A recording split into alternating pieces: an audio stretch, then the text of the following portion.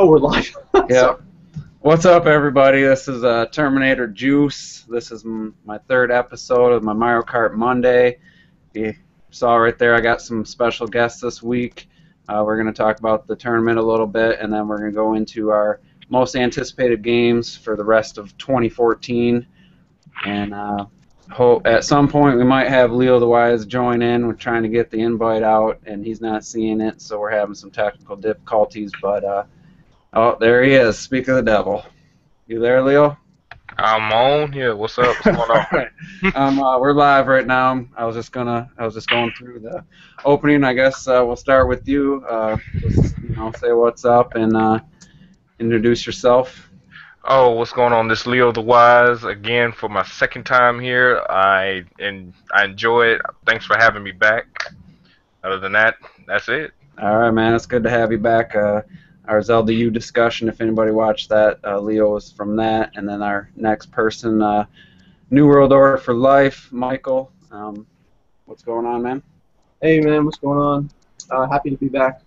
Yeah, I rewatched that Zelda U discussion, and I actually got more out of it watching it than I did the first, when we did it live, and I thought it was really cool. So I'm glad to have you guys back. And then we have a new person, a actual personal friend of mine. We actually work together, and he goes by the name Derek Steelfox. So how's it going? Hey, pretty good, man. I'm really glad you opened this up for people to join in. Yeah, I've been telling you, I've been wanting to make this a group thing since I did my first one. So basically, we're going to talk about our most anticipated games of 2014 in a little bit. I'm just going to quickly go over my tournament results for the Juices Loose tournament, give the new rules, and then we'll quickly discuss that. So, again, we had a repeat winner, Gray. He dominated for 2 weeks in a row. He's won. Titanium finished second. I got third. Lee 87 was fourth. EOTA fifth. Mike, or New World Order, got sixth. Pretty good showing.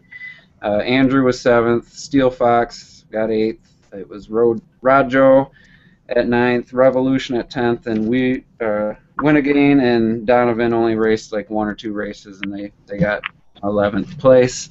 It was a tough racing with no items. I know Derek and Mike were there. Real quick, we'll go to Derek. How did you feel, A, about the no items, and B, about just the randomizing rules in general, and then how did you feel about it so far? Well, I'm going to switch your questions up in order there.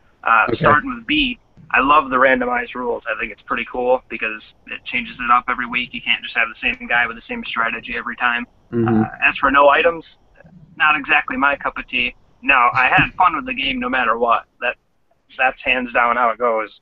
But no items, I struggle a little bit more. Well, thankfully, for your sake, we don't have no items again this week. And Mike, you raced partially 2 weeks ago. I think you raced not maybe half of it, and then this last week you raced the whole thing. Yeah. How are you feeling about the tournament, the 2 times you've done it? Well, like the first time I did it, I didn't understand the whole shuffling thing. So, so I got the reason why I did so bad then because I hardly got any races in, but because I kept dropping out. But when I stayed in it and I kept racing, it was fun. Bumping heads with, bumping carts with other people, and I just feel like next time when there's items and when I finally get my racer down, because I still haven't chosen my special racer yet. I'm going, I'm looking up information on the net and everything, but I can't figure it out yet. But once I figure out that special racer, I'll be a force to be reckoned. Yeah, I haven't settled in on one specific setup yet, and I think a lot of people are like that. I do notice Roy with that F1 car seems to be pretty common. I'm just wherever I go, I see that. Leo hasn't joined my tournament yet, man. Yeah. But I'll give you a pass. So I can't get your feedback on that. I do want to say the new rules. It's going to be bikes only this week and mushrooms only, which should be interesting. So no offensive weapons, no defensive weapons, just mushrooms. So I don't know if I'm guessing that'll be single mushrooms and the 3 mushrooms. Never tried that, so that's going to be... Probably too. Hmm? Yeah. Gold mushrooms too. Sure. Yeah, gold mushrooms. So that should be interesting. We'll see how that goes. The no items thing, I'm going to kind of take that off the list for a while because people didn't seem to like it. So yeah, let's talk shows about off more skill than just being lucky yeah. with Well, items. the thing about no items, if you get out in front and don't make a mistake, they're not going to catch you. So if you're making good corners, but I have caught up to people with no items just by taking super tight corners, and they're playing it a little bit more safe.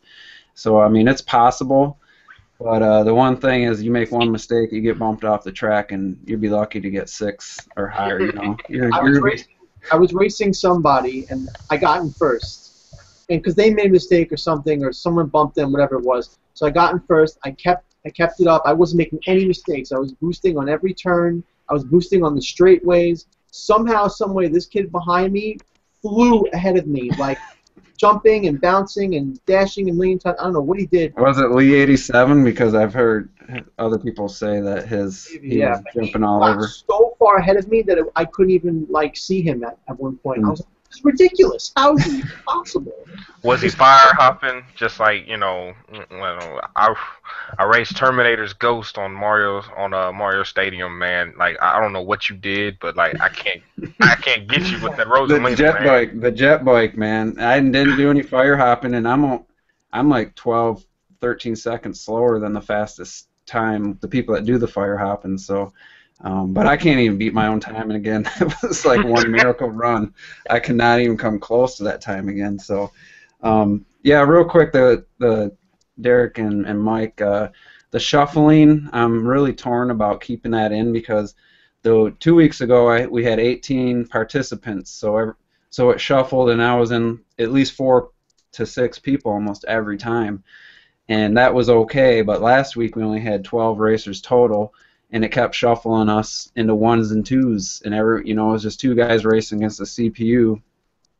So if I know I'm only going to have 12 people, if I could somehow get people to tell me they're going to be there or not, I would turn the shuffling off. But if we had 18 people again or more, I'd like to leave the shuffling on. And the biggest thing is for everyone to get there as soon as possible, because I think we started out with. It was me and Lee 87, and then the next race we had 4 or 5, and then once me and Lee hit the 4 races, it shuffled us out, even though we didn't have a full lobby yet, and it's kind of a broken system.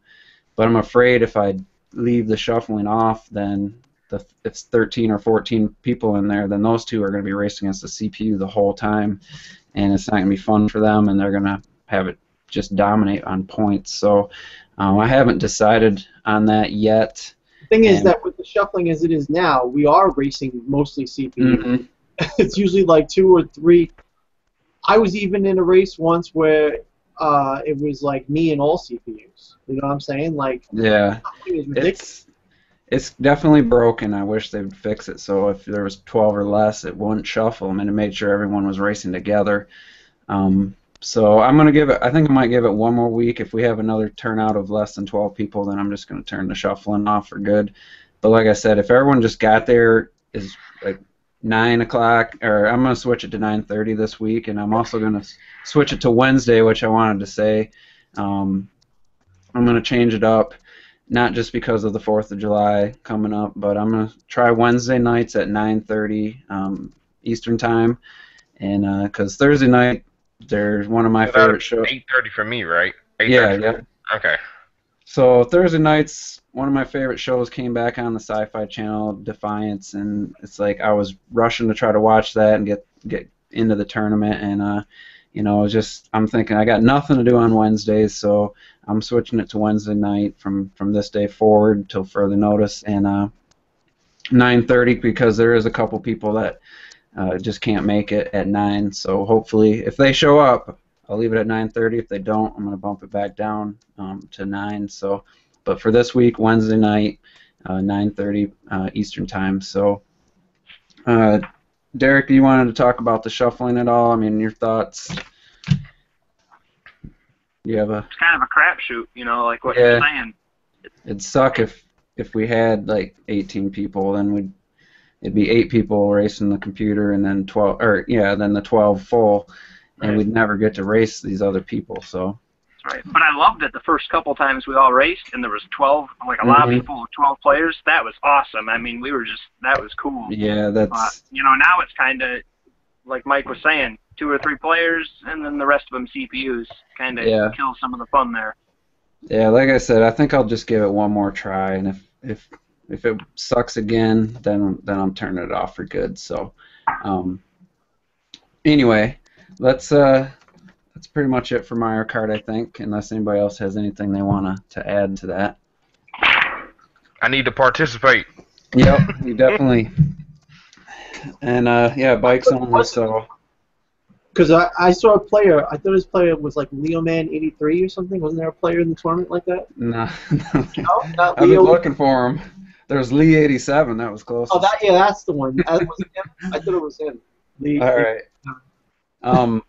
So I'm loving Mario Kart 8. I just wanted to say that it's a month in. It sold 2 million copies already, digital and retail.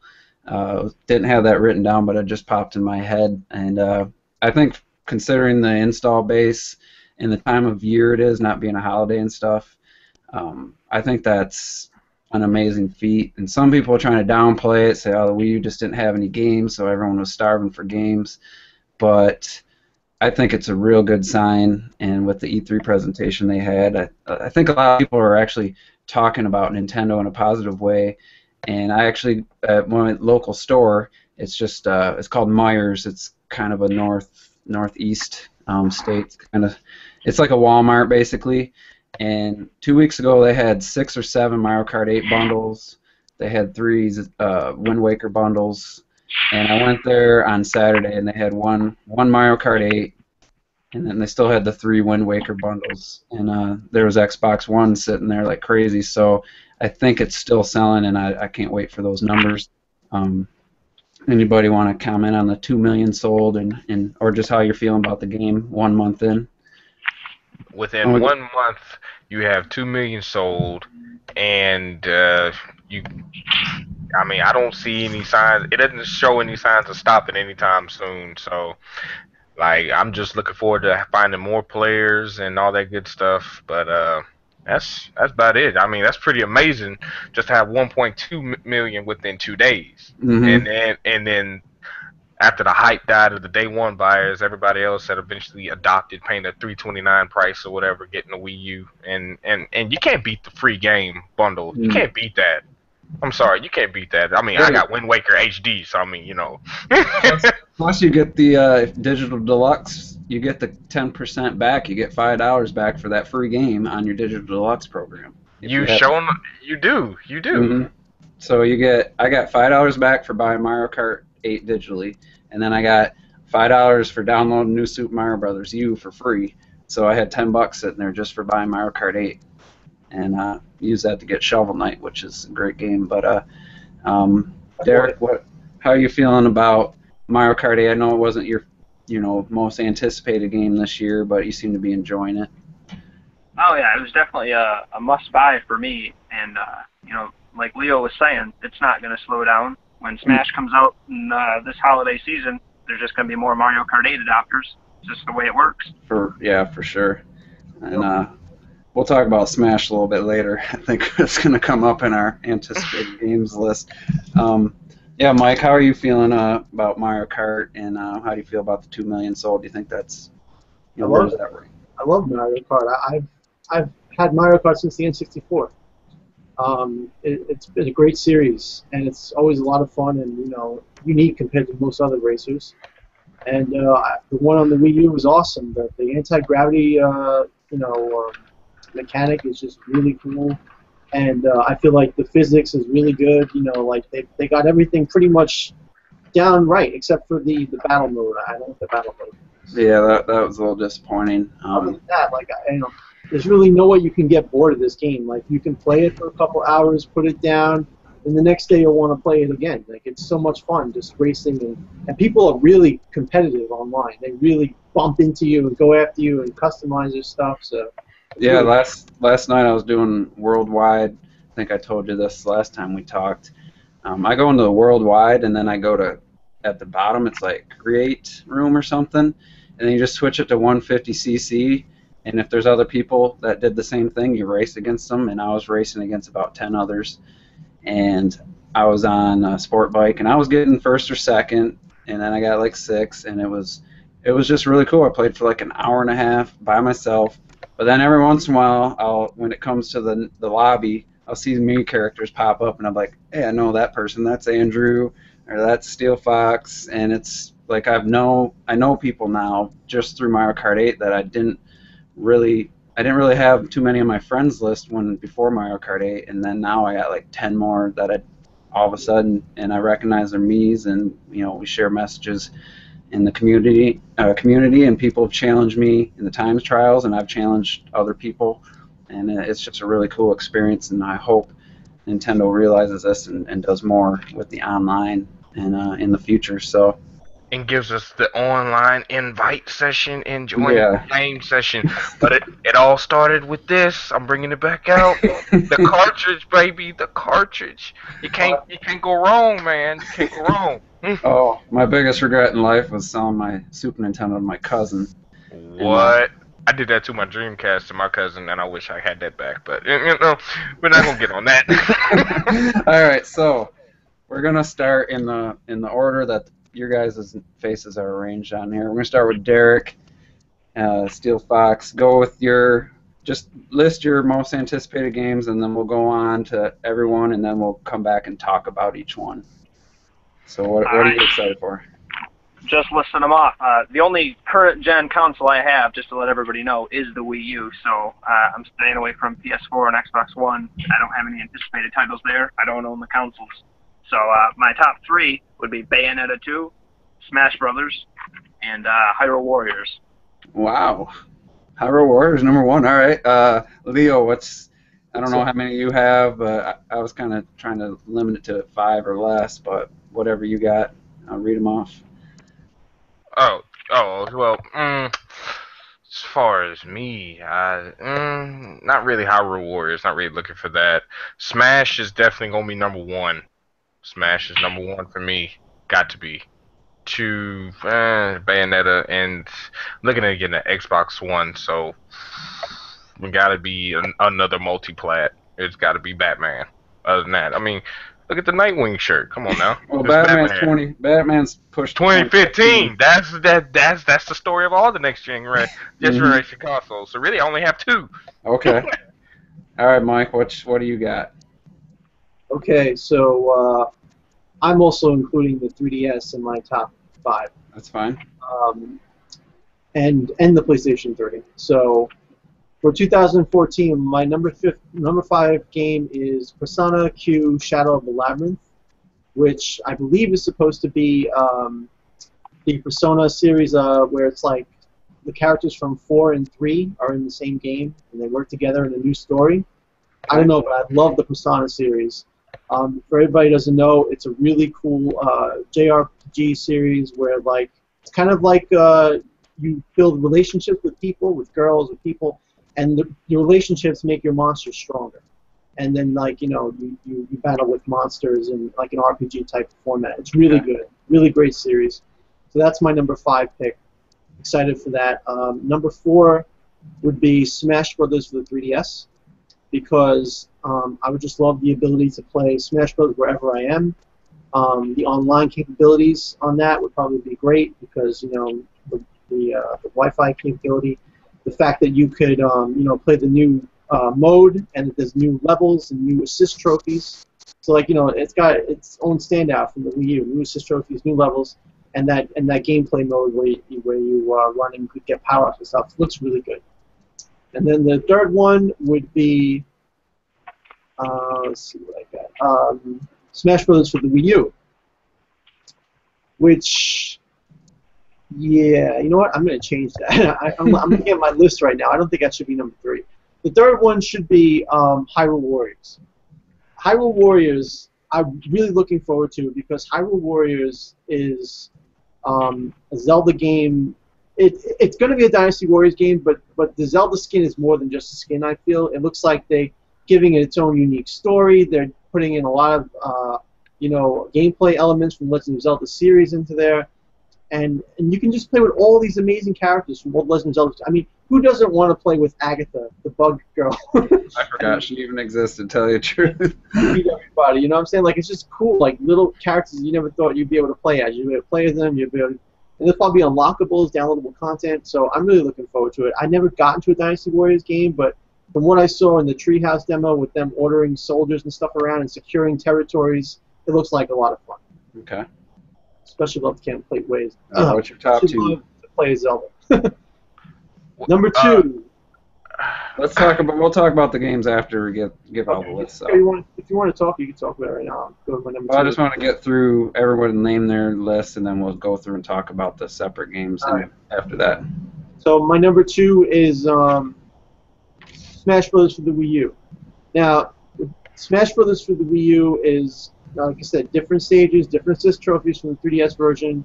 The Mii Fighters I'm not too interested in because I see myself playing online more than anything, rather than with a bunch of friends. Mm-hmm. But that's just me personally.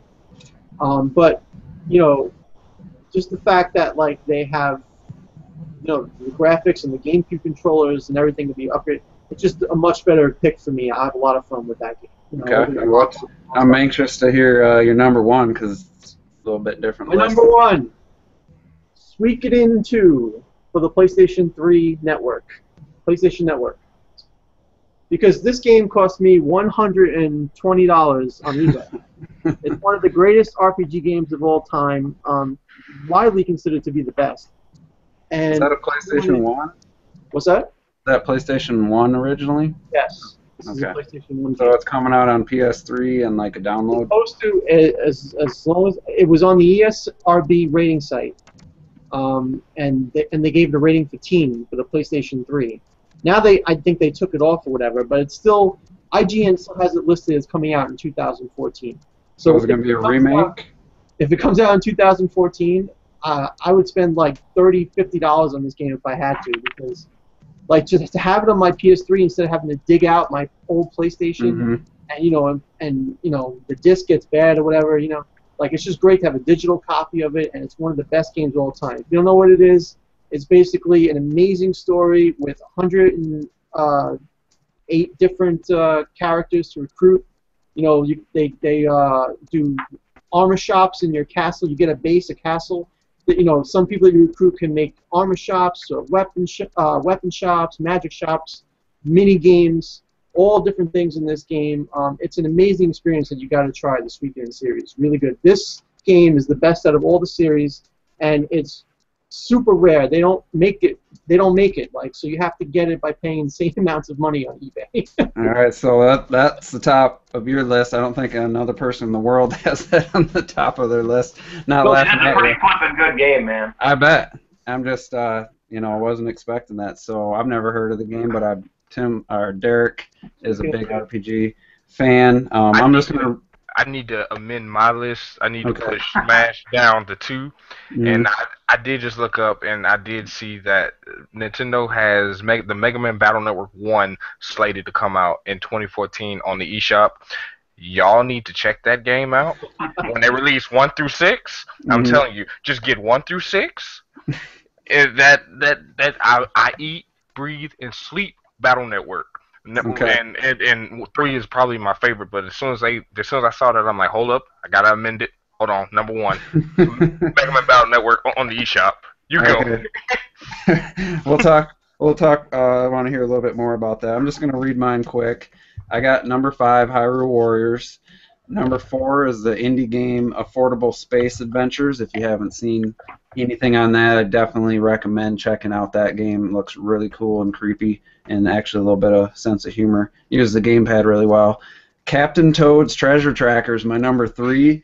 If it's a full game with as much content as Super Mario 3D World, definitely I have no problem putting it 3. I loved 3D World, my favorite Wii U game right now. Still, and the Toad levels were some of the better ones. Some of the later ones were some of my favorite parts of that game. Number 2 is Super Smash Brothers for Wii U, and number 1 is that sexy Bayonetta. Bayonetta 1 and 2. I wouldn't It wouldn't even be. It'd probably be 5 if it was just Bayonetta 2, but since it's Bayonetta 1 included, it's my number 1. And other than Hyrule Warriors, it's the first one I'll be able to play. So that kind of bumped it up too. So it seems like we all but Leo had Hyrule Warriors. So let's talk about Hyrule Warriors. Mike already kind of gave his thoughts. I'm not sure if I'm going to buy it, but everything I'm seeing right now looks intriguing. I like the move sets of Zelda. I like her what does she have, like a not jousting, but a fencing style sword. Yeah, I like that. I like Midna. She's one of my favorite characters from Zelda series at period. And she's playable. Has some really cool moves. It might not be something that I sink tons and tons of time into, but I think it'd be worth a purchase at this point unless I see something that really turns me off. But as long as it's not like a 5-hour game, and reviews come out and they're like, oh, it's 5 hours and it's done, that's the only thing that would scare me away. If it's got some at least repeat playability and a decent length storyline without the online, it's kind of a bummer. But that's kind of my feelings on Hyrule. And Leo, you didn't have much on your list. How are you feeling about Hyrule Warriors at this point? Well, whenever I had a roommate that he's since graduated. He had Dynasty Warriors, and it was a nice game. I never bought one. I do know that they had a Gundam version, but I heard that was kind of a reskin. And if they can show me something that is honestly just interesting and new and fresh with it, you can take the beat 'em up, smash 'em up, that's welcome. But if you can do something new with it, instead of it just being the same thing over and over, but with just a harder boss fight, which basically is a boss with a bigger life bar and heavier attack power, Yeah, do something with that. Then maybe if there were some modes where you could do a little exploration or something to just not always combat. Is that what? Yes, if it's not just straight battle after battle after battle. Mhm. But hey, here's a little Zelda Easter egg, and you pick up the chest, and boom, here goes your hook shot, or there goes some bombs and stuff. And but if you keep the items, I'm pretty sure you can keep the items as you go through the game. I mean, kind of like a regular Zelda game. So Probably just for the board, because I think you use the items for the boss fights. So I would imagine you get the hook shot, you'll use it against the dragon, and the next time you play it, you probably won't have the hook shot. That's what I think is probably going to be like. All right, Derek, that was your number 1, wasn't it? Hyrule Warriors. Sorry for any confusion there. You know how I was sitting outside? Well, Yeah. it started raining, so I kind of rushed indoors. Oh, okay. Just found it off my list there.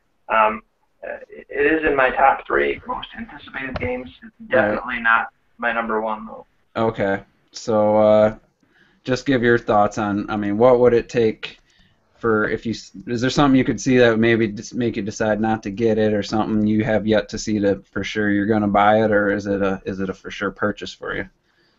Well, the way it's going right now, the more I see of it, the more I like it. The visuals are getting really nice. I love seeing the character reveals and the move sets. That's really cool. Some of the new designs for the characters look fantastic. I've played some Dynasty Warriors games in the past. They're fun, but like Sven mentioned, they're a little repetitive. I'm hoping the storyline and the lore of this game being more familiar to me, maybe I'll get into the series. What's killing it for me is hearing that there's not going to be any online co-op. I know that would definitely be pretty fun. That would have definitely helped. I think it kind of was a blow to a lot of people when they heard it wasn't going to be online. So yeah, it'd be cool if me and you could go through it. We could each be a different character and communicate. That would have been pretty awesome. It probably would have been number 3 or 2 on my list if it had online. So since you're talking, I know Bayonetta's always been kind of something you weren't super excited for, but with the inclusion of the original, that my excitement's been growing since they announced that. Is that a game you could ever see yourself buying, or I'm probably going to get it on disc, which would only be the second one. The first one's a download, or something you would ever consider playing? Just kind of your feelings on Bayonetta. Well, Bayonetta was something I always saw on like everybody's wish list before it was ever announced that Bayonetta 2 was coming out. Everybody wanted, I'll get a Wii U when Bayonetta 2 comes out. That was what I always heard. And then they release it, and then they pair it with Bayonetta 1. That's fantastic. Plus, they throw in those awesome bonus features. You got costumes, you got special gameplay. That's fantastic. I feel like that's not getting near enough praise that they went ahead and did that extra bit of work just because. Yeah, because people were thinking on my list. Yeah, people just wanted a quick port of that game just so they could play it, let alone a full-fledged, not original game, but original features. And I guess they've been working on it for over a year. I think they went above and beyond that most companies would have done, and that's just that Nintendo way.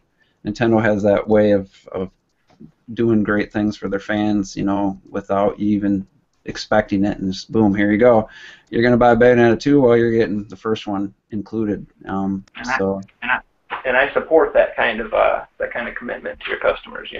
Yeah, that's why it's a guaranteed purchase, just because of the principle of it. They give you more. They're not trying to cheat you out of your money and give you half a game and then charge you for more of it later. They're giving you 2 games right at the beginning for $60 or $50, whatever it's going to be.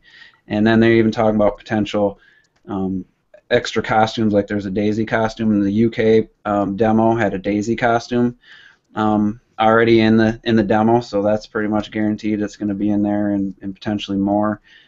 So I guess I'll go to Leo. Where's Bayonetta for you? I mean, I don't know anything about your history. So it was number 4. Now the reason it's number 4 is because it's got Bayonetta 1 in it, and also because it's more of an incentive. I have a girl; she really wants to play Bayonetta. She almost considered buying it for the Wii U and also buying a Wii U as well. So I'm like, I don't want her to spend $299 for just like 3 games, So I'm just like, hold off, give you about six games before you buy whatever. But the reason I have it at 4 is because I never got to play Bayonetta 1. I listened to my homeboy back in the day, and he was like, nah, man, that game's lame. But then whenever I played Devil May Cry 4, and I liked that type of game, and then I played a little bit of his Dante's Inferno, I was like, I like these type of games. And I could have got Bayonetta. I was thinking about getting Bayonetta 1 still, because I was looking to, finish up Dark Souls 2 and then try to go back and do a little bit of thrifting with gaming and go get Bayonetta 1. But whenever they announced it at E3 that it was going to be in it, I was like, I'm sitting still. Now you got extra costumes and all that good stuff, and, it's just making everybody happy now. So, I mean, yeah, I'm happy for it now. Yeah, I gotta support it, just like Derek said, just based on principle. Even if it wasn't in my top 5, I'd have to support that type of fan service. Like, here you go, you're getting the first one, and you're getting all these special costumes, and they just like to give. They like to give you content. They don't like to keep it from you and make you pay for it later, like some other companies. So, Mike, what's your feelings on Bayonetta? No problem if you absolutely have no interest in it, but just what are you thinking about it? I played Dante's Inferno, and I really liked Dante's Inferno. I think maybe because of the imagery in that game and the cool powers and stuff. And then I played Devil May Cry 4 when I was PlayStation Plus, and you could play for free. And I thought that was all right, and it kept me interested enough where I finished it. So I feel like Bayonetta 4 Bayonetta would probably be a similar type of game where I'll be like either mildly interested in the story or interested in like the effects that I'll play through it, but I'm not like dying to play it or excited for it or anything like that. But hey, if it gets good reviews and people say check it out, I'll check it out. Yeah, that's I mean, the only thing that would stop me is if like loyal Bayonetta 1 guys played the final version and said, oh my god, it's terrible. But Francis from Player Essence, if you watch his preview, just off the demo, he says it's already the best action game ever made. The demo is the best action game ever made, let alone the full-fledged game. So I like to hear that. And, I'm not one of those guys. I know people, and I've chatted with them online and comment wars and stuff. There's guys that won't play as a female character in a game. They won't play a game if they have to be a female. Like, they somehow feel like they're a girl or being somehow less manly by playing a game as a woman in the lead character. I'm completely yeah. What's the word I'm looking for? Oblivious? Somebody help me. Oblivious. Oblivious. Wow, I couldn't think of that word. I'm oblivious to gender or race or anything when I play a game. If it's got amazing controls and gameplay, good story, this and that, I don't care if it's a 10-year-old girl. I don't care if it's a 80-year-old man. If the game's good and the gameplay is good, I'm gonna play it. So I don't know. It's not like a high percentage of people saying it, but I have seen people say, I ain't gonna play a game as no girl, and I think that's stupid. I'm a man. I don't mind looking at Bayonetta the whole time I'm playing. I mean, if I'm gonna be honest, I'm not gonna be upset staring at her for 20 plus hours. I mean, it's just the fact of the matter, and just what they're giving you with 1 and 2 and the costumes and stuff, and I'm just excited. I haven't played a good action game in a long time, and from what I've seen, it's not all action. I was a little worried when they first showed the demo last year that this actually showed some exploration and some free movement around in between fighting and stuff. So that's when I was like kind of turned towards Did you Bayonetta. see the costumes on the treehouse? Yeah, the Daisy one, or the Princess Peach was the best one, I thought. Like the Zelda one does the like da-da-da-da. Mm-hmm. She has the sword, and then there's rupees, and then Peach has like Bowser's fist comes through instead of like that purple witch hand and stuff. So yeah, that's Bayonetta. The rest of we all had kind of some different ones. But let's start talking about Smash, since everyone had that pretty high. Leo had that at the top. We talked last time we did our Zelda. You said you didn't want to go into Smash because you know that was going to take too much of your time. I do want to say that I'm planning to do a Smash discussion, like a full hour, 2-hour thing on Smash in a week from this Saturday. So it'll be the weekend after the 4th of July weekend, and I want to get some people in and talk about Smash. So since it was your number one, I'll let you go last. I know Derek's big into Smash. Mike kind of gave his feelings on it. I'm going to go over mine real quick. People that have watched my other videos know I played Melee. I didn't get super like hardcore into it. I didn't play it. None of my other friends had a GameCube. They all had Xbox or PlayStation 2. So I played Melee mostly against the CPU, beat it with all the characters, and got all those little figurines or whatever in the game, and I kind of got a little bored with it, playing it like that, and then I didn't play Brawl. But everything I'm seeing about this one for Wii U and even the 3DS one looks solid. I'm excited. That Smash tournament, I don't know if everyone watched that. That was amazing. That got my hype level up quite a bit. Even though the champion was a complete punk at the end of the game, and then ran. Oh my God! Oh my God! But we ain't gonna get into that. But if you were on the stage and you had a chance to go to sudden death, and you knew if you got close you were gonna get hit, I mean, what would you do? I mean, I don't know if I'd run. I think you have to. We want, as fans, we want somebody to just go at it. But I mean, like, if you're participating, you're trying to run for your life and preserve your stocks. I know. Yeah. It's a contradiction. I know. So I mean, it doesn't look like as big of a graphical leap as like Mario Kart 8 was over Brawl. Over Mario Kart Wii. But it looks solid, and from people that have seen it hands-on said that it runs so smooth at 60 frames, and it's real sharp and looks good in person. And the GameCube adapter, the controller adapter, I think that was the right call. I would have rather seen a Pro controller shaped like the GameCube controller, but then that would have been more expensive. A lot of people already have GameCube controllers. I have 3 of them in almost mint condition, so for $20 I all of a sudden have 3 more controllers I can use on my Wii U, so that's not a bad option.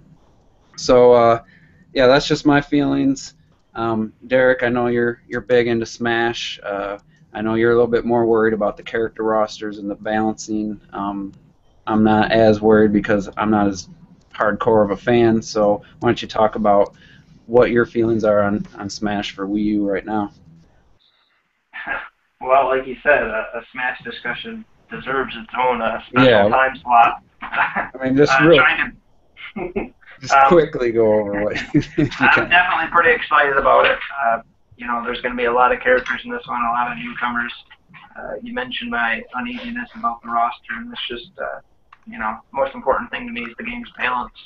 I know it's going to play fine, and I know they're going to do the best they can to balance it, but I know it's always a tough task. The more characters you add, the tougher it gets to balance it. Are you think having the ability to update the games now on the Wii U could potentially, I mean, even if it comes from day one with a little bit of balancing issues, they'll have the ability to patch. I hate when companies have to patch, but you never know till you put your game out and all these people start playing it. Somebody will find something to exploit, and then they'll have the ability to patch it, unlike the previous game on the Wii. I'd rather that than the ultimate Sagat from Street Fighter 4. Dear God. God. Sagat, I hated him. Him and Bison on Super Street Fighter 2 Turbo. Bison, most cheap character in the history of video game. I mean, he'd do that kick to that blue flame over and over and over. So I don't. Tiger, uppercut. Yeah, Tiger uppercut. Those days. So as long as they patch and stuff to balance the characters out, we don't have to worry about stuff like that. So yeah, I don't want to chime in. I just wanted to just go ahead and tell you that. No, you got a good point, and I think they sound like they're committed to making a balanced game. So I'm glad they have that feature. Yeah, I'm still waiting for them to patch a few things in some other games like Mario Kart 8 and some friends lobbies and stuff. But that's true. Close. They are a little slow to patching, but I think Sakurai is a little bit more proactive than some of the other directors. Like the Mario Kart 8 guy said, when someone asked, "Is there anything if you had more time you'd add?" and he's like, "Nope, the game's exactly what we wanted. Like set. He thinks it's perfect." So, yeah, I mean, like I said, I want to do a big Smash discussion. I have a whole list of things that I want to bring up. So, but we don't want to get too much into that. Here, this is where it started. Yeah, I've never played that version. I gotta be honest. Awesome.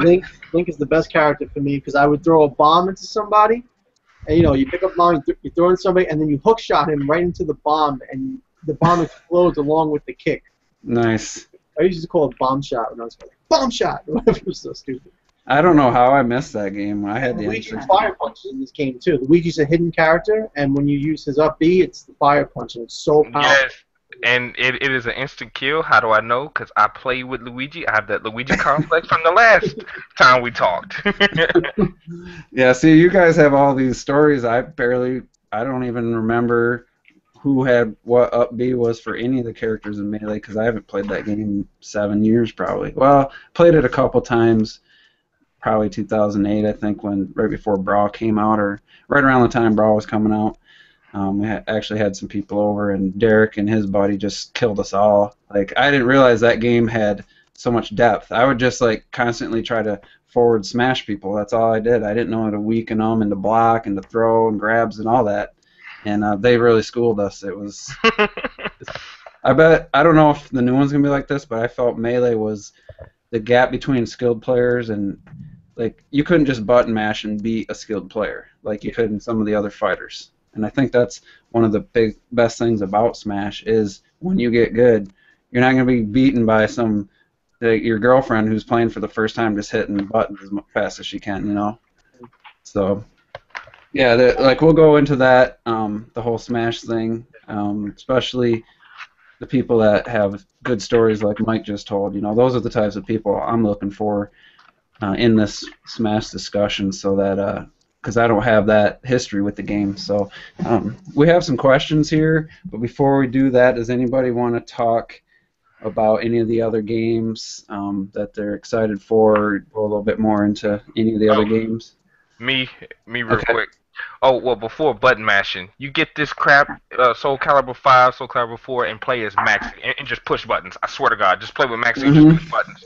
But anyway, that's it. Other than that, man, Smash was my number 2. It wasn't my number 1 because remember I moved it. Yeah, that's right. This is my number 1, and they're releasing this on the eShop. And man, I got 1. I got both versions of 3. I said, man, I'm telling you. RPGs like this type of RPGs. And I was sitting there back in the day, I was playing this and I was like making fun of Pokemon, and I was like, man, I don't play no Pokemon. I don't play that stuff. Got back into Pokemon, and I realized, man, I've been playing the stuff like Pokemon for a while, because you got to do battle chips, got to set up your person, got to choose a different typing of what you want, what style. Yeah, it gets really, really in depth. I had like 4 friends that played this game. Like I have very, very fond memories of this series. That's why I think I'm like gravitate toward Mega Man so much. But So as you're far gonna as play as Mega Man in the new Smash? You're gonna... man, look, okay, so I listened to Maximilian. And I heard that his learning curve is extremely like high. Like you just can't jump into him and just play. Then again, you can't really jump into Luigi and really play competitively either. So I mean, that's fine. So I'm up for the challenge. Like the people I'm really scared for right now is if Wolf O'Donnell don't come back and Falco Lombardi and Captain Falcon. I want Captain Falcon. I don't play with Cap. I just want him there because he's cool. But as far as Falco and Wolf, I need them back. I need them back. You're not gonna introduce a Star Wolf character and then take him out. You know, you're not gonna do that. That's stupid. That's crazy. And then you're not gonna bring in Falco, change his moveset, and then take him out. That's crazy. I didn't like how Star Wolf was in which one was he in? Brawl or Melee? Brawl. I didn't like the way he was too heavy, like too much of a heavy set character. He needs to be lighter, faster, and like they made him like a Ganondorf type of clone, right? Like well, he had like kind of sub moves. I'm gonna say sub moves, like Fox and Wolf kind of mixed together. But like he had like little launching, like his side A was like the launching where like if you hit him in the body, it just like bounced you backwards. You hit you with the claws or whatever, it'll launch you and stuff. And then like his side B wasn't just like the flash step; it was at an angle, so therefore you hit it with the tip of his claws, it'll spike you. You know, stuff like that. Or if you hit behind you, it'll launch you backwards. Or if you hit you before the claw, it'll hit you. You know what I'm saying? Yeah. Like, it was just too big though. I didn't like how big and bulky he was in that game. Yeah, I mean, like now getting him off the edge is pretty much it's guaranteed KO. Like it's pretty much if I'm gonna dare spike you, I'm suicide spiking you because I'm not gonna recover. And I know that like I probably if I'm suicide spiking you, I don't respect your game. And I don't care about my stocks. It's like, all right, let's save this stuff for the Smash discussion. That's good stuff right there. So yeah, I just real quick that affordable space adventures. You guys, I don't know what kind of games. I know some of the games you like, but for me, I like just little quirky, little moody. Like you're in a spacecraft. And it's a 2D type side scroll. You have the left stick moves your spacecraft, the right stick moves your spotlight, and then on the gamepad you have like your diesel engine, your electric engine.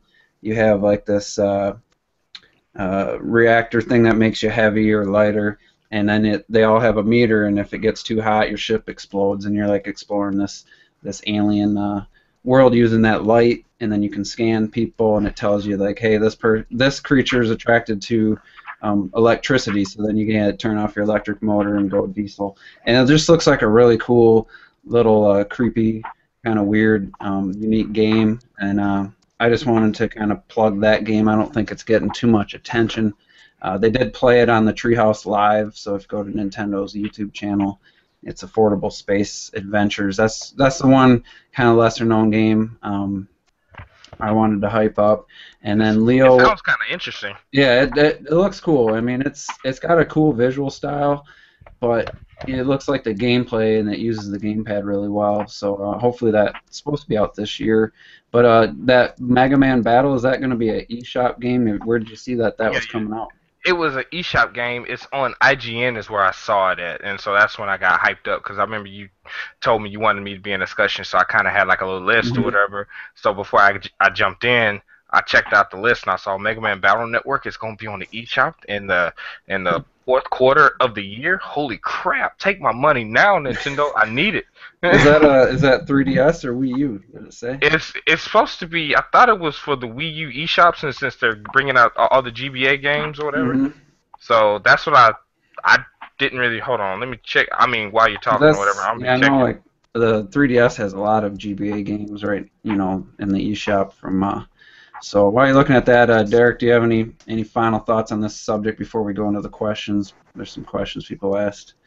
Yeah, let me build on Bayonetta 2 real quick, because you mentioned you don't mind staring at her for 20+ hours. Mm-hmm. And, you know, it just kind of hit me that Nintendo designers approved those costumes, and Nintendo gets a lot of flack for being kiddie. Oh, that's true. I mean, you've all seen those costumes, right? Those are some pretty nice outfits. If they approve those, then I don't think they're really just always trying to appeal to a child audience. I think they have a design that they have in mind that fits that particular game. And for Bayonetta, it was, you know, it was Link with a little less of an undershirt, you know, maybe a shorter skirt. It was their suggestion to remove the undershirt from the Link costume, and the director was like, "Are you sure? Like, you sure this is Nintendo?"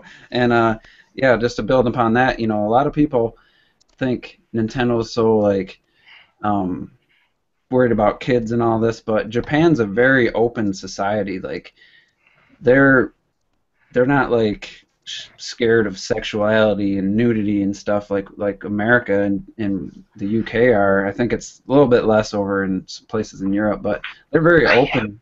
Yeah, we use it to sell stuff.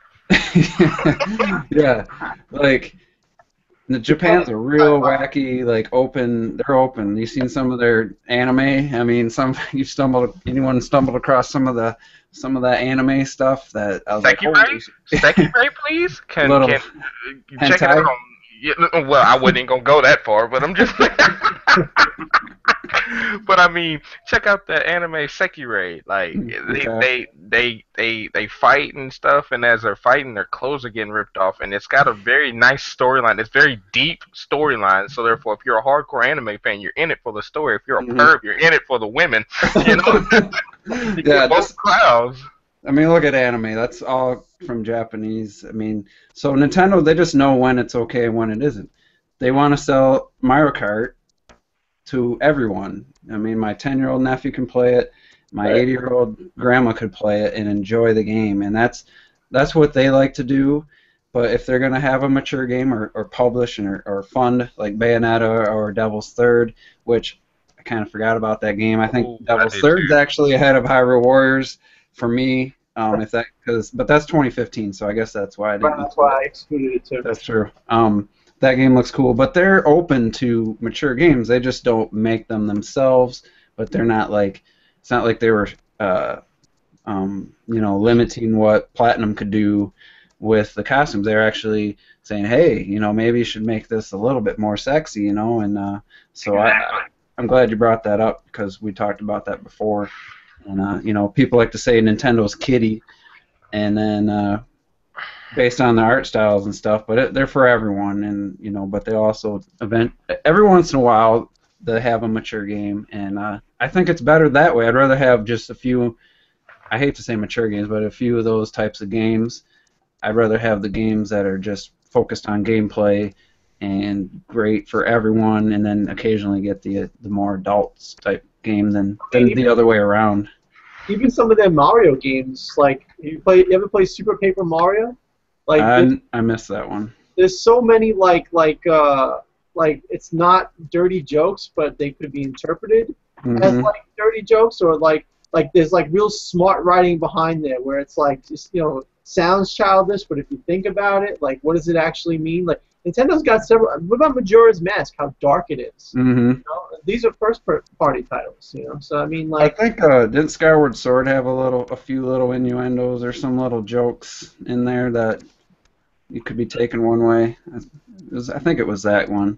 Sure. You know, I can't think of any specifics, but it seemed like there was always just a few little things thrown in there that could be taken. An adult could take it a different direction than a kid, and I'd rather have that than just the obvious like swearing to be cool type games like Killzone 3. I think was one of the worst offenders of that. That was just like, oh, let's just make these guys swear all the time, and that's gonna be cool. And like that game was just so stupid. But all right, so we're done with that. We have some questions. There's a lot of them too. I'm gonna try to.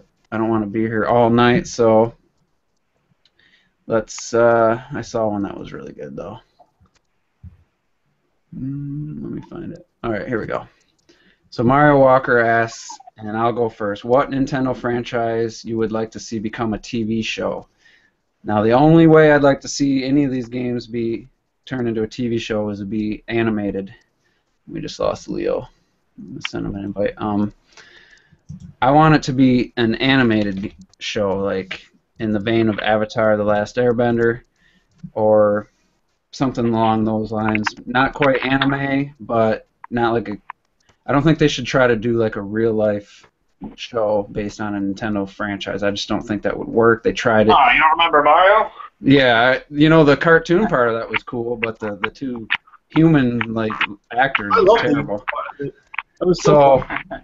it was silly. Watching them now, it's terrible. But right now, after you guys saw the Nintendo digital event with that Palutena reveal for Smash, it was done in some really cool animation, like anime style. Yep. So really, I mean, any game like Zelda or, I mean, I think Mario would probably make the best, like a CG, like Pixar type cartoon, or maybe even a movie. But I would like to see like a really well done and really thought out Zelda TV show done in animation. So I guess Mike, what would be you'd like to see become a TV show? Yeah, same thing really. Zelda series be my number one.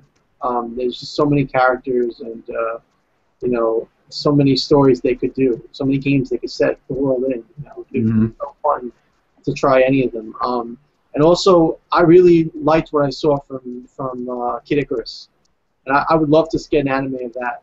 That would be awesome. Palutena and Pit, I would love that.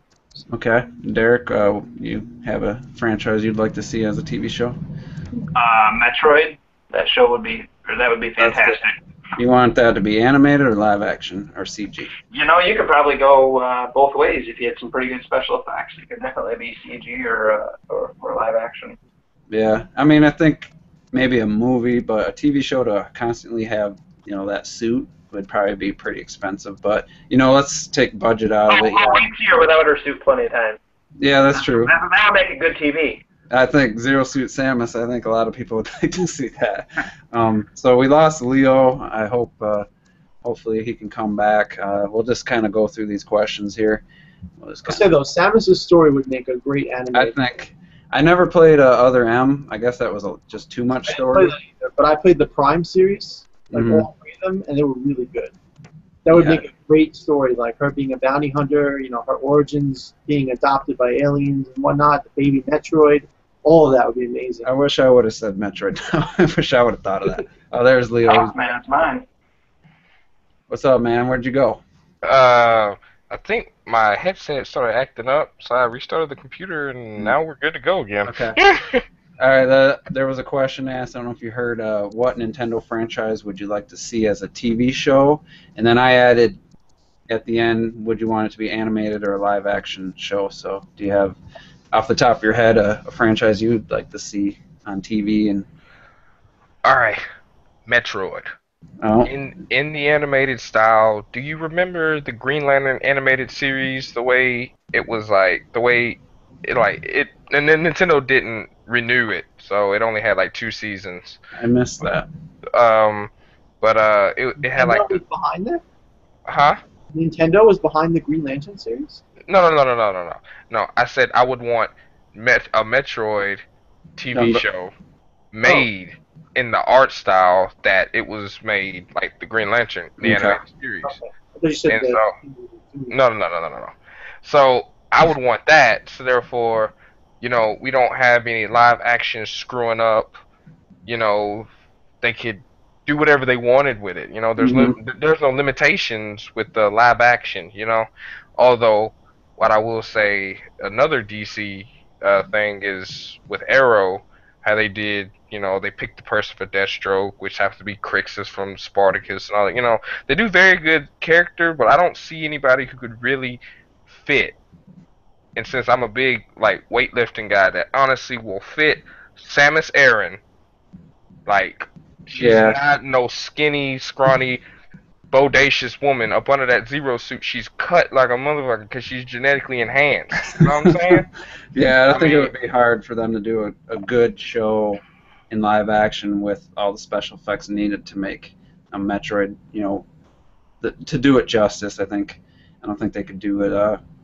You know, it'd have to be futuristic and sci-fi. I like your idea with with anime, any like good animation style. And Metroid. Mhm. I said Zelda, but Derek said he said Metroid. And now I'm on board. I think Metroid would actually be the most interesting and have the most varied stories each episode. They could do a lot more, I think, with that series. So yeah, that would be awesome. And speaking of Zero Suit, if you get on Google and just type Zero Suit Samus cosplay, there's some girls that pull it off pretty well. And Yeah, yeah, yeah. there's the ones where it was just paint, it was body paint, and no suit. Those were pretty nice. So, all right, we'll get on to the next question. This one's pretty good. What was Sony at their best when they were the main rival of Nintendo? And I think they were. I think they were better. They made better games when their main competition was Nintendo. And I think now that they're switching to competing with Microsoft, I think they've really took a big downward spiral, I think, since the PlayStation 2. But what do you guys think about Sony? We're at their best when they were against the Super Nintendo N64 era with the PlayStation and PlayStation 2. That makes me think right now, holy crap, your main competition was a Japanese developer, Japanese company.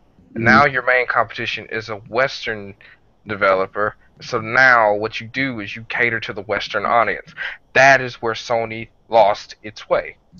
Because whenever they were competing with Nintendo, the JRPGs were the best place to get them was on Sony platforms. Mhm. I mean, there was no denying it. Sony platforms. See, Sony even had Mega Man X. Whenever Nintendo lost Mega Man X and Sony got it on the PS1, I had a PlayStation 1 and I was ready to go. X4, X5, X6, Mega Man Legends 2.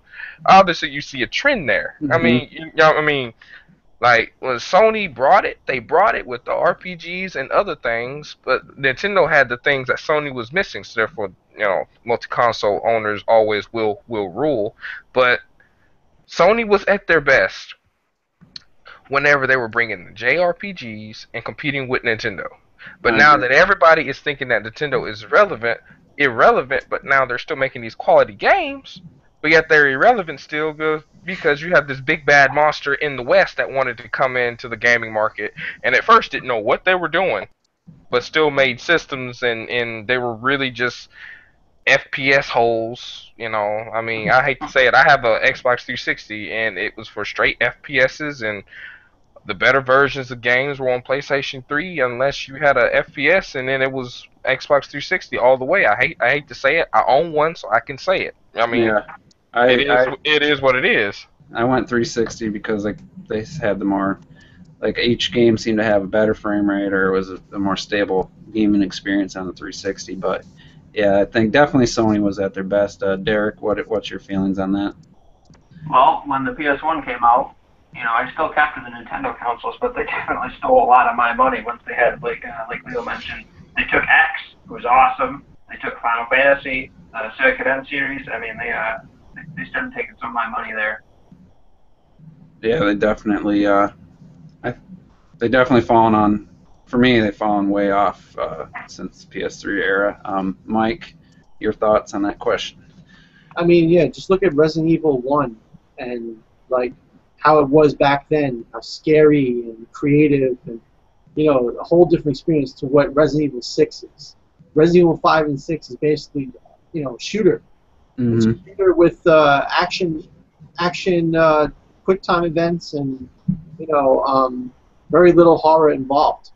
You know what I'm saying? Like, it's a perfect picture of how Sony has changed, I think. It went from being creative and new with all these great IPs to being more of the status quo with what all types of, the casual audience likes in terms of shooters and things of that nature. Yeah, I think Sony had a much broader selection of games back then. Now it's getting a little bit more limited. So let's do this little rapid fire. There's a ton of questions here. I'm not gonna answer. I don't want to do the Smash ones for any Grayson and Mario. If you asked Smash related questions, we don't want to get back into Smash. Talk about that in the Smash discussion. So we got, just real quick, Galaxy. What would you rather have, Galaxy 3, Sunshine 2, or 3D World 2? Derek, you go first. That's a tough one for me. I never played any of the Galaxy games. I did like Sunshine, but I'm going to be in my minority there. I'll say Sunshine too. Okay, Leo. Um, Give me a 3D World 2 with multiplayer online, and if it does not have that, give me that Galaxy 3, because man, did I beat the crap out of Galaxy 1 and 2. Dear God, their games were amazing, and you already know why I beat Galaxy 1, because Super Luigi Galaxy, baby, and I played it again and beat it with Luigi. Don't care. I got 118 stars with Luigi. I just can't get the last two. But Mike, Mike, which one would you rather see? I would say Galaxy 3. Okay. I really love the 3D World series. I mean, not series, the Super Mario 3D World, the game, whatever. But I feel like the level design in the Galaxy series and just the mechanic of the space travel, it's much more appealing. And just much more fun, the Galaxy series. Yeah, I mean, honestly, I played Galaxy 1 and 2, and like I said, I beat it 120 stars with Mario, 118 stars with Luigi, and then Galaxy 2, they had the Green Star challenges afterwards, and I got about maybe a third of the way through that. But 3D World, I went through with every character, unlocked Rosalina, I beat it with all 5 characters, pretty much every level, and I probably had the most fun and was most dedicated to that. But we just had that game, so I'd want the next one to be different. So I'm going to say Galaxy 3 and see that in HD with a new and improved game engine. That would be pretty spectacular. Crap, you're crazy going through that. Like, you must have been playing it with multiplayer. I just unlocked everything and saw that there was a notches, so everybody had to get something beat. I'm like, oh no. Oh no. I got 53 hours I got into that game. I've lost over 320 lives, thank you.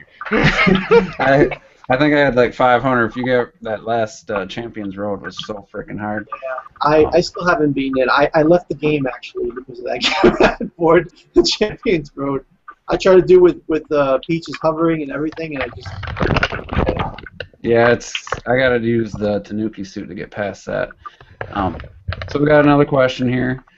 Now that Iwata is staying, do you think Nintendo learns from his mistakes he made in the beginning of the Wii U's life? I think they already shown that with the new Directs, since the Smash Direct, Tamagotchi, and the Mario Kart 8 and the digital event. I think they're already showing they've learned from those mistakes. So hopefully they just continue to realize that and not ever settle again. I think they settled a little too much the first year. Just kind of figured the success of the Wii would push the Wii U, and I think they've already learning that. What do you guys think?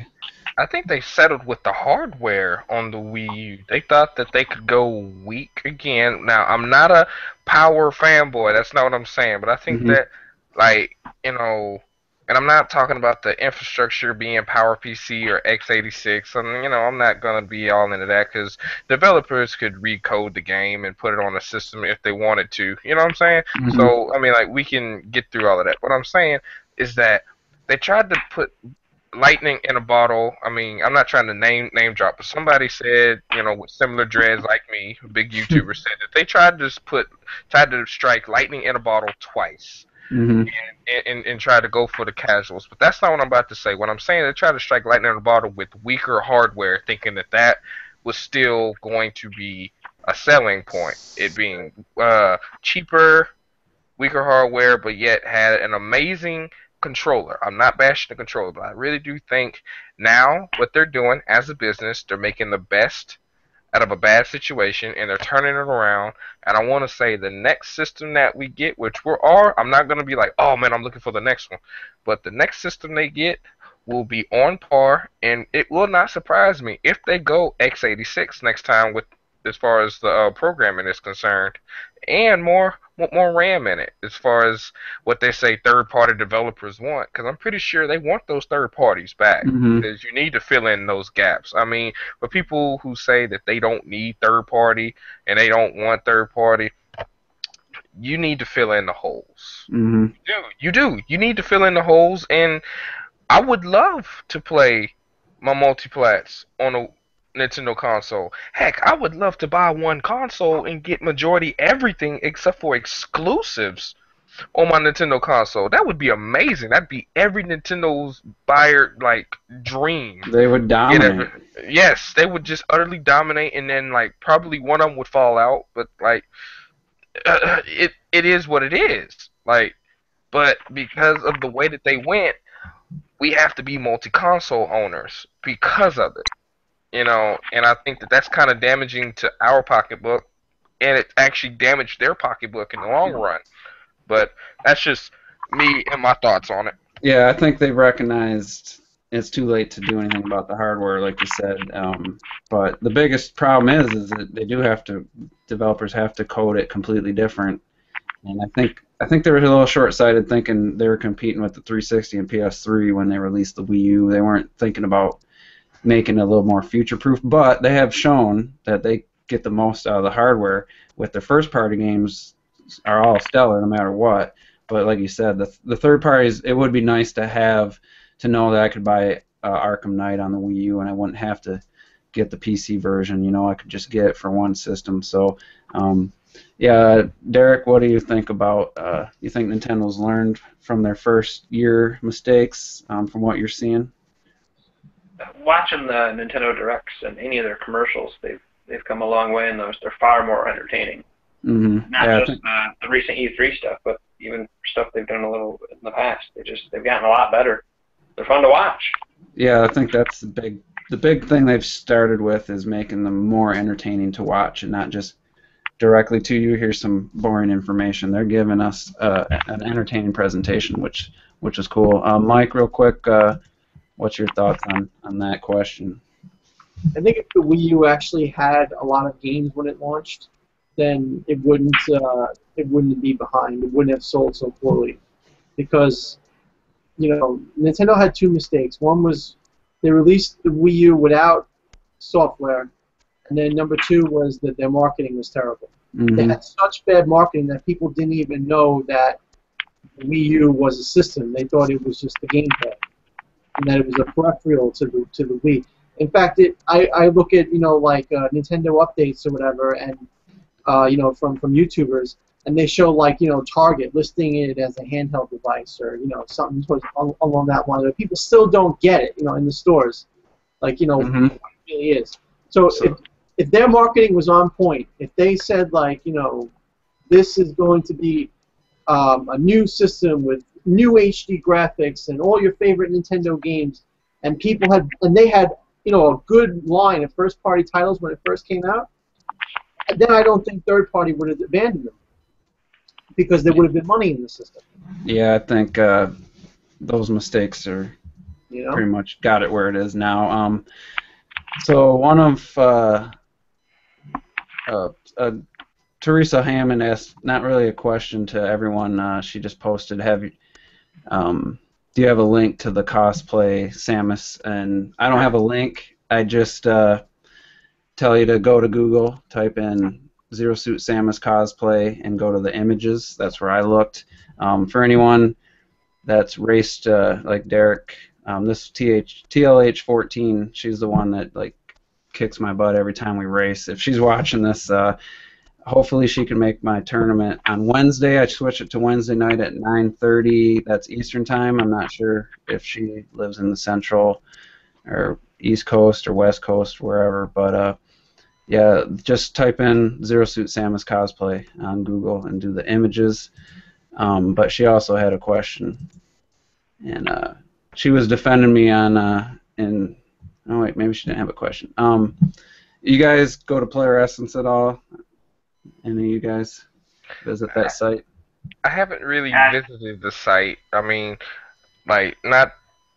I'm just now getting into the YouTube thing. I've heard different things about the site. No one's bashing the site. Have not checked it out, but it seems as though talking here that he does produce quality content. So I will have to check it out, even though I've heard some flack about it. Oh, those people! It's ridiculous. What he does, he created a website, playeressence.com. And he does all this, like he searches all these other websites. He does all the work for you. Finds an interesting article about video games. He posts it in his website, gives the link to the source, tells you you can go, and then he gives like his thoughts on it, and then you can comment on it. So you have, let's say, a Nintendo enthusiast had an interview or a preview of a game. He says, Nintendo enthusiasts preview of Smash Brothers or something, and then you click on it, and you have a link, like their name, and you click on it, takes you right to the article, the actual site that has it, and it's just like a one-stop place to go for all this information. And he sources all his information, tells you, this person posted it, and just gives his thoughts on it, and it's really cool. So instead of me, I used to go to IGN, GameStop, game trailers, and I'd go to Nintendo Enthusiasts, and I'd go all these places, and I'd be typing in these web addresses and have them in my favorites. Now I can just go to Player Essence, and all the relevant subjects are there. And I didn't want this to be like me plugging Player Essence, but basically there's a community there, and a lot of the same people comment on some of these articles and stuff, and then you see the same people commenting, so you actually know you can trust this person's not a troll, and it's just a kind of a cool community. And that Teresa Hammond, she came to my defense. I was getting just murdered in there for saying that Splatoon, if it doesn't have voice chat, that I wasn't going to buy the game because it's an online team. It's an online shooter, just like Titanfall. It's Nintendo's version of Take On Titanfall. Yeah, and I said if it doesn't have voice chat, which I didn't say it won't, I said it probably will, but I said if it doesn't, I'm not going to buy the game. And these people were it was just like attacking me, and it was like, oh my God. And then she had some really good points. She's really intelligent in the way she writes her responses, and she was like defending me, and I was just like, wow, I've never had like someone defend me in a comment section before, and it was really cool. So I wanted to give her props for that. I guess she didn't have a question other than asking about that link to the cosplays. So let's just do a couple more, and then I won't ask the Smash questions because that's just going to keep us. So this might take us a little bit, but thoughts on Xenoblade Chronicles X, and did you think the mechs will be used as mounts? I don't know what that means. My thoughts are on it. I don't play RPGs much, but I like what I've seen from it. The open world, the design, like the artistic design of the world, looks really cool and unique. And then the huge creatures, dinosaur-looking creatures and stuff, has me intrigued. As a non-RPG fan, I could almost see myself getting it at this point just because what I've seen looks so unique and really cool. So I'm on board at this point. I know Derek's kind of an RPG guy, but he was not 100% on that. And do you know what he means by when he says, will the mechs be used as mounts? Does anyone know what that means? Like ride them? Yeah, well, yeah. Right. I thought that was obvious. They already showed getting in a mech and it transforming and using it. So I didn't know that. If that's what he means, then yeah, you definitely can. So Derek, what's your feelings on Xenoblade? Well, I never got into any of the other Xeno games, unfortunately, despite all the good things I heard about them. I just never had an opportunity to play them. But everything I've seen on this one, it looks fantastic. I'm a big RPG fan, and I'm really looking forward to playing some RPGs on the Wii U. So, sharing some pics on the Miiverse, I'm pretty excited to see what comes for this game. Looks like there's a lot of good lookouts, and the draw distance looks amazing. As much as that game doesn't look as good as some people are saying it looks like PS3. I say the character models do, but the environments, the draw distance, you never saw that on PS3 or Xbox 360. Yeah, I'm gonna say that I was about to touch on that. They could have did a whole lot better with the character models, but I will say the mechs themselves look amazing. If you can create your own mechs, that's gonna be the full customization is what I need, and I know I have a homeboy that's like straight customization fanatic. If he can make it his own, he's in. Seriously, that's just how he is with RPGs. But yeah, the character creation looks very in depth and lots of options. It just seems as though for as long as they've been in development for this game, I feel as though they could have did a little bit more with the character models, but as far as the environments, and I'm pretty sure the effects are going to be amazing, and being in the mechs look amazing too. It's just the only downside is just getting out of the mech and you're seeing, your character looking the way he looks, and it's just like, but it's not a deal breaker, but No, I mean, it only sucks for the cutscenes, but when you're playing the game, you're not really going to see that. But yeah. yeah, the mechs do look very detailed and very, like, the designs look really cool. So um, that's what when I first saw that, I was like, yeah, that I could get into that. So, Mike, what are your thoughts? You seem to be a big RPG guy, so Xenoblade Chronicles X, where's that for you? Looks really good. I played Xenoblade. Is it just Xenoblade? Yeah, Xenoblade Chronicles. I think the first one on the Wii. I played that. I really liked it. I stopped playing about about 12 or 13 hours through because I was busy at the time. I got to get back into it. But basically, if this Xenoblade Chronicles for the Wii U, if it has a great story, and you can, jump in your mechs anytime you want and go traveling all over the place and, explore the world. It's a big, expansive world. Then I'm sold on it. It looks awesome. Like, just the fact that, like, when you're battling an enemy, like, you could probably battle it with your character, and then when your character gets low on health, you could jump in your mech and continue the battle without having to interrupt it. You could just continue the battle like that, and you could fight your mechs against the monsters. It's pretty cool. Or even you could make your CPU teammates, you could make them go in their mechs, and so you have two giant mechs shooting missiles or whatever at the monster, and and while the monster is dealing with them, you're the little guy like chopping away at it or something. It would be really fun, I think it's a great. Yeah, that's one thing they haven't officially said is that game going to be online multiplayer. You obviously have multiple people in your squad with AI, so I'd like to know. With Chronicles, I don't see why they would downgrade it, because wasn't Xenoblade Chronicles Nintendo Wi-Fi connection enabled, and you I'm could not play sure. online with people? I think you could. Maybe somebody in your comment section can help you out with that. I don't know. I think that could really be a good selling point. I don't see why there wouldn't be Wi-Fi in it. It should be. All right. So yeah, we got Teresa Hammond just commented. She said she'll probably try to be at the tournament. She's a Hoosier.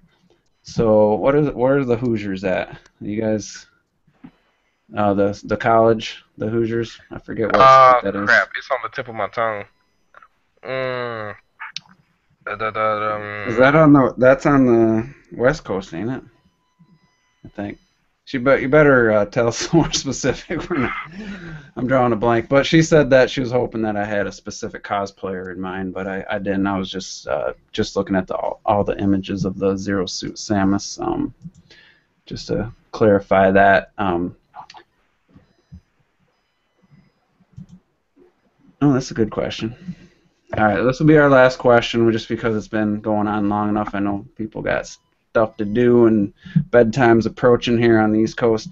All right, so what's your favorite of the games they showed at the Treehouse Live but didn't show during the digital event? So off the top of my head, that includes Devil's Third, Project Steam, the two Miyamoto games that looked pretty much alpha builds. And then Bayonetta 1, well, I guess they kind of did show that briefly. But I would say, and then, well, they showed the trailer for X, but they showed 40 minutes of gameplay in the Treehouse. So it's kind of tough. It kind of narrows it to only about 3 games. For me, it'd be the Devil's Third, because that game, I love Ninja Gaiden on the original Xbox.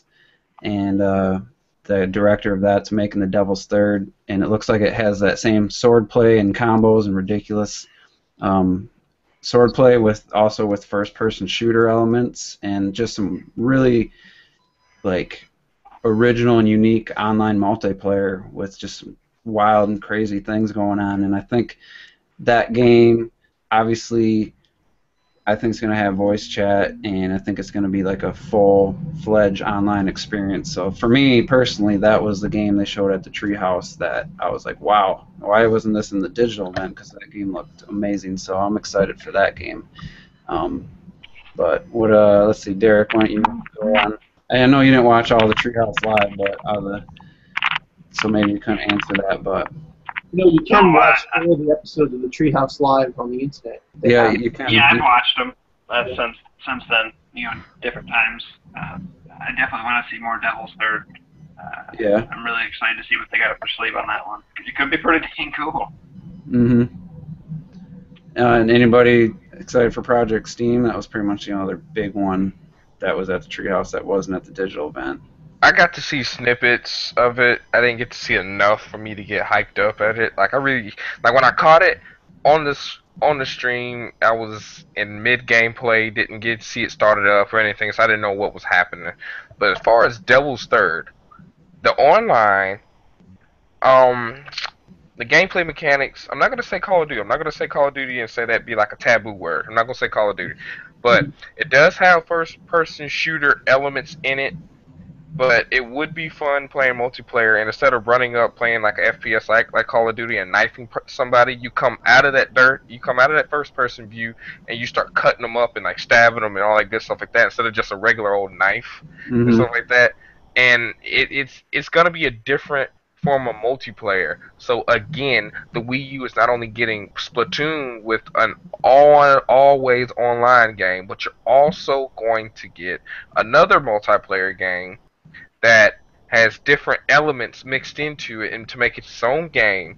It's not that Ninja Gaiden 3 crap that that was mediocre. It's the guy who made 1 and 2 that was like ranting and raving, and it's gonna be really, really good. It's gonna be real hyped, and it got looked over because it wasn't in the Treehouse event. Which I think if they'd have showed it, that'd have made the event at least 57 minutes long instead of like 40. They gave the exclusive unveiling to IGN. I think they were trying to kiss IGN's ass a little bit. So they gave them the exclusive preview. That was the announcement. Was on IGN. It was real awkward. It was live, and the director's Japanese, and there was a translator, and it was kind of awkward. And I thought maybe they were trying to throw a bone to IGN, keep some relations with them.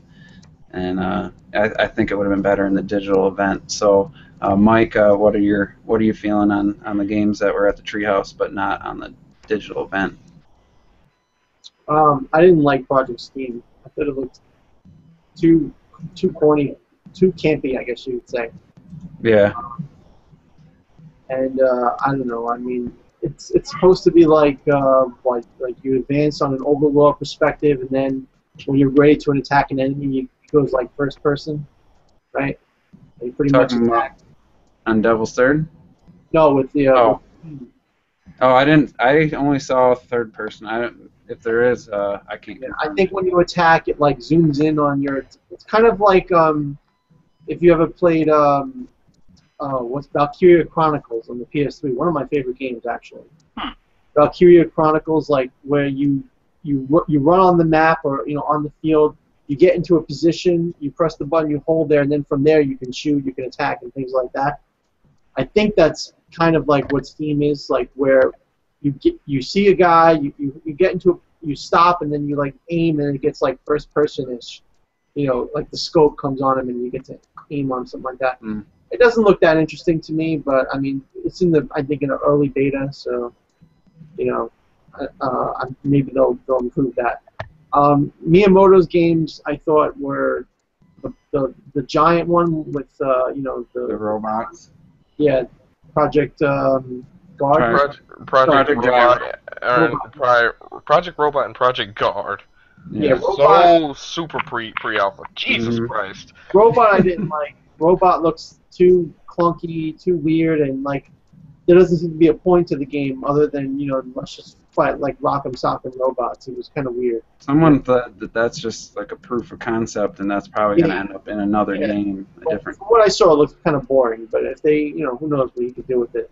Yeah. But Project Guard, I thought would be interesting. I can't see a game out of that, but maybe it was like part of a mini game or something.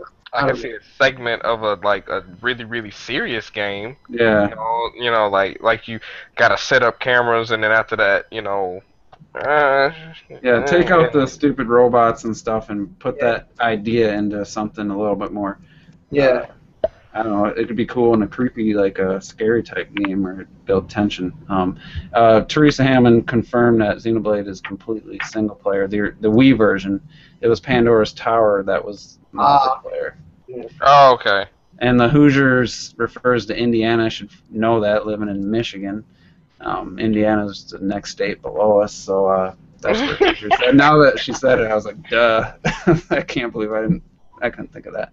And Devil's Third, I don't like first-person shooters generally, you know, but like when it mixes it up with like, you know, really cool action scenes, or when it takes place in unique, you know, unusual places. Like for instance, like I think in the Treehouse, they were like, you know, battling guys on top of Japanese rooftops, right? That is really cool. I like that. Yeah. If you have that, like, you know, unknown places, you know, different locales, and then also, like, you know, the game would be something else. Like, I don't know, maybe, you know, maybe track down people you want to kill by investigating. So I don't know, you know, just throw other things in there. You know, make it a good story with a lot of other experiences aside from just the first-person shooter and the slashing. Then I would enjoy it. Yeah, I gotta say, Ninja Gaiden on the original Xbox is my favorite action game of all time. Hopefully, Bayonetta will take that crown. Just even though a lot of it was just constant hack and slash, and it was almost like God of War before God of War, but with a sword, so it was a lot more close combat. But just some really cool combos and just really lots of depth to the gameplay. There was one game I forgot to mention, Teresa Hammond. It was called Fantasy Life, and I saw that there was a video on it, but I didn't watch it. Did anybody see anything about that game? For the 3DS, I believe it was. Pretty sure. Yeah, as long as it's not like that Tamagotchi life. Yeah, I don't think it is. I almost thought it was a Final Fantasy or something. I don't know. I did not see enough on that. Oh yeah, plus that Star Fox game, they kind of teased with Miyamoto. Yeah, and then it got leaked or whatever. And Someone I heard someone say that they thought that those two, Project Guard and Project Giant Robot, might have been ideas they were going to implement in the Star Fox game, which I don't see where it would fit, but I trust Miyamoto. Stay, Miyamoto. Don't you put that robot stuff in the game? Don't you do that? Don't you put that stuff? We don't want that. We don't want that stuff. I don't even want the Land Cruiser. I just want the R-wing. I don't like the Landmaster. I don't like the Landmaster or the submarine. I just like the R-wing. That's where I want it to stay. But they already said it transformed into like the Landmaster or something in that little demo he showed. Well, I mean, that is pretty cool. I guess you can switch on the fly, you know, in a game, I guess. And you could have multiple flying and that would be cool. land. Yeah. But instead of being stuck on the ground the whole time or stuck in the air the whole time, if you could switch I would back like and to forth. see the Great Fox play more of a role. Like when you used to get the C notification, and the Great Fox will cover you, and then he just started like shooting on all the ships and stuff. Yeah, you could multiplayer with. Why? Yes, multiplayer. We said it in our last one. Multiplayer. We need it. You know, I mean, like co-op would be in the story. Oh my God! Yes, yes. That's what I'm talking about. We could have it linear, or we could have it to where like we all go different paths and two, or you know, like Falco does something on his own. You know, like you'll take Falco. Falco's got the harder paths or whatever. Yeah. Fox has got the main path or whatever. Slippy's got the support and other stuff. You know, Like that would be amazing. there'd be like a spot where it splits two ways, and two people got to go one way, and two people have to go the other. Then you'll meet up later on in the level. That would be pretty awesome. Don't just make it dogfights, like online multiplayer dogfights. I want cooperation, because your teammates are always AI in the game. You always got the other people flying around. So I think that'd be pretty awesome. That'd be amazing for the Star Wolf fight. You know, you have like a fourth member come in besides, you know, after Panther. You need somebody else, you know. So like you have a fourth member come in, and y'all each have your own Star Wolf fighter to fight, and they're all beefed up. You know, like they're not just the dumb AI anymore. They're all like really beefed up, and they all really give you problems depending on who your character is or whatever. That'd be amazing. Mm-hmm. God, that'd be a system seller. Jesus. All right, Derek, you got any thoughts on all the stuff we just discussed? I know I've been kind of quiet. I'm just listening and taking it all in. I know. Nothing to argue with.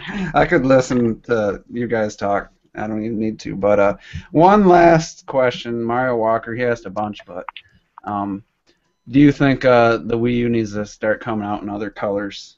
He asked, like, the GameCube and N64 had a couple color options. The Wii had the one red one, but do you think it would make any difference to you or anyone else if the Wii U had, if they came out with another SKU with maybe a different color? I don't. They already tried the white, and that, I think if the white had the 32 gigs and the digital deluxe, I would have went with that.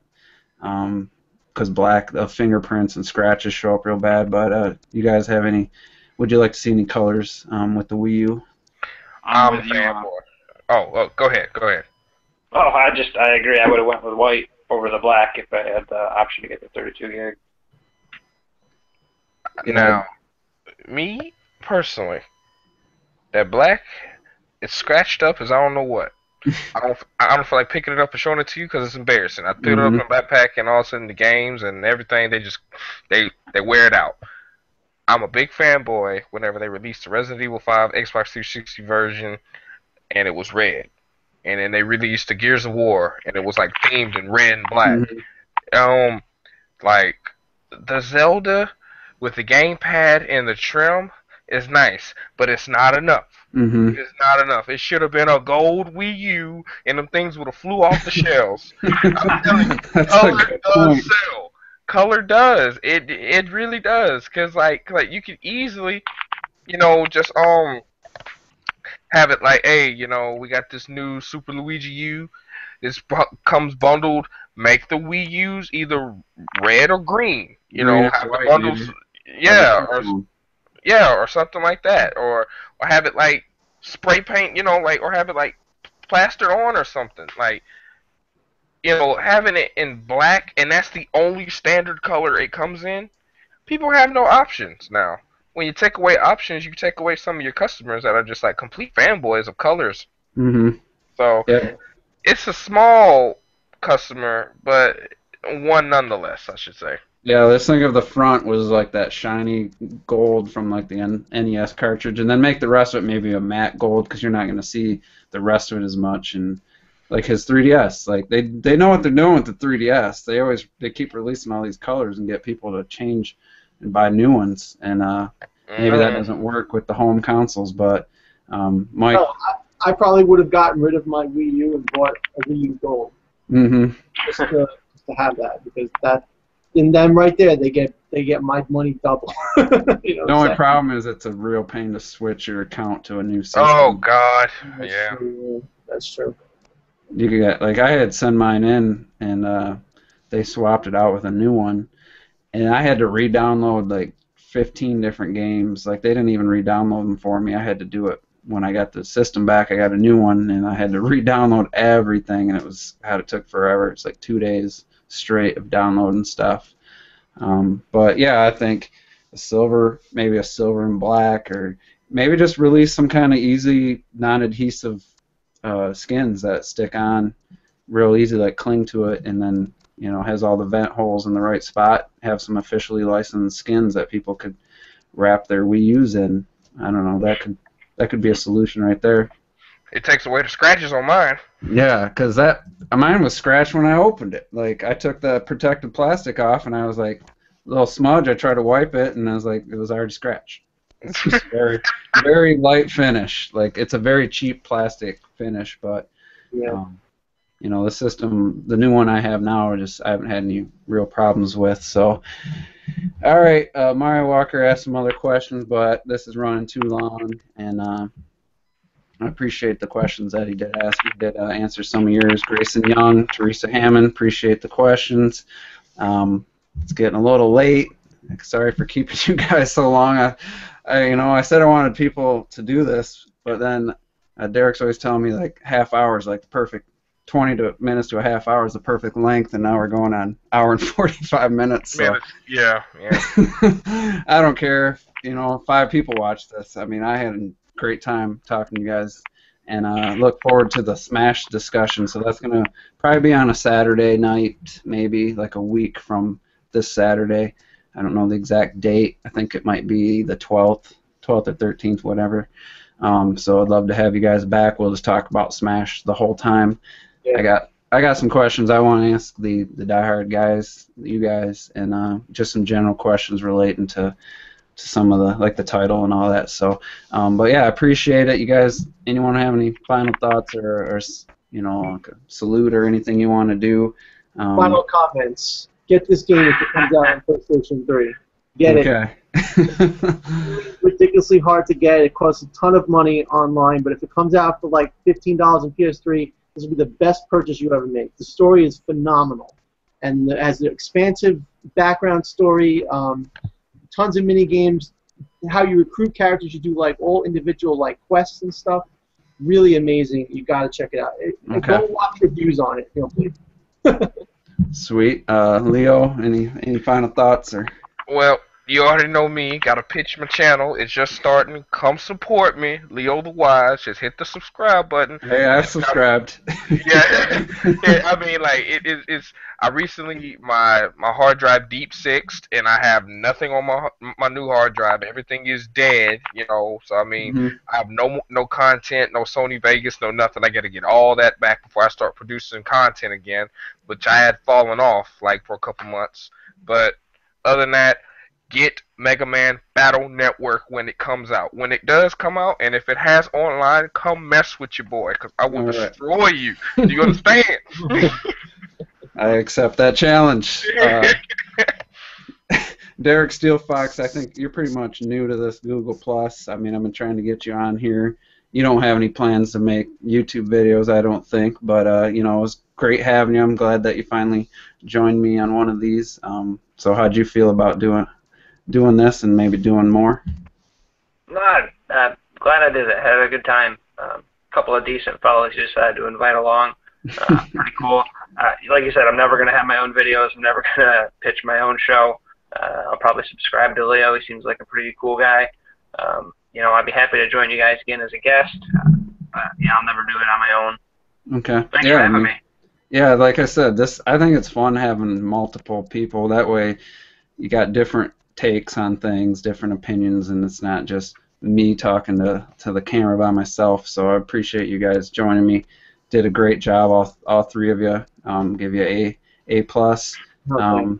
So real quick, just wanted to say I'm planning on starting to do some YouTube videos of reviews of anime shows from last season, some from this season, and I'm just going to give like my overall impressions of my reviews. So if you guys like how I sound on the mic, come check it out. Nothing on there now, but I'm planning on doing it in a couple days. Okay, I'll look for that. Yeah, I just wanted to plug the Juices Loose tournament again.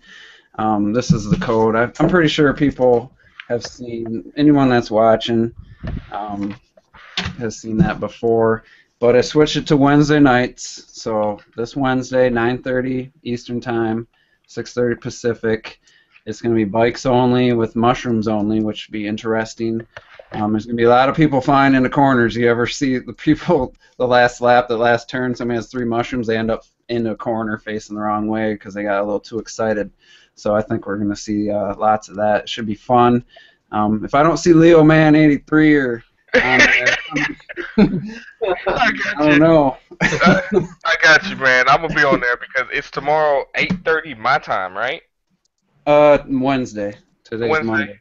Oh, I'm tripping. Oh God, I'm a whole day ahead. Monday right now. Yeah, I wish it was Tuesday already, but yeah. I will tell you this. Everybody, check out the Justice League #1. Everybody needs to go read DC Comics, go read comics, and go play Nintendo, fools. Just like Mr. T say. Yep, Mr. T, that dude's cool. So yeah, guys, thank you.